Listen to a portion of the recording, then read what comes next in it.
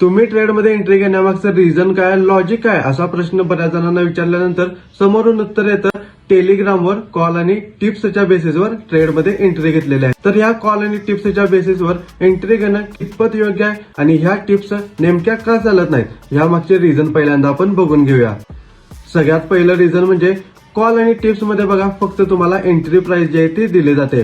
त्यामध्ये कुठंच क्वांटिटी नेमक्या किती घेतल्या पाहिजेत ह्या कधीच दिल्या जात नाहीत. त्यामुळे काय होतं आपल्यासाठी किती क्वांटिटी योग्य आहेत हेच बऱ्याच जणांना माहिती नसतं आणि मोठे लॉसेस जे आहेत ते होऊन जातात.